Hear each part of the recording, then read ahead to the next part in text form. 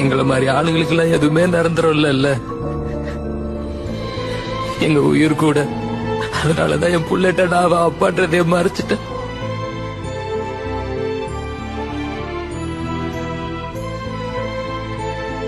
என்னைக்காவது ஒரு நாள் திடீர்னு நானும் செத்துட்டேன்னா நான் பட்ட வழியே புள்ள படக்கூடாது இல்ல.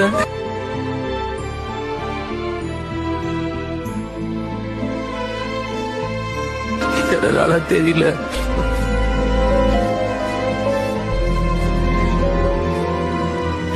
கடைசி வர நான் அதான் அப்பாட்டதே தெரியாம சாவ போறேன்னு நினைச்சாதா.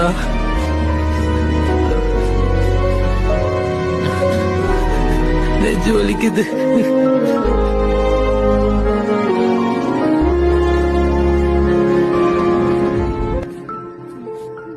இந்த வீட்ல இருந்து வெளியே போறதுக்கு ஒரு வழி இருக்கு. நான் சொல்றத கேட்டேன்னா உன் பையனை நீ திரும்ப பார்க்கலாம்.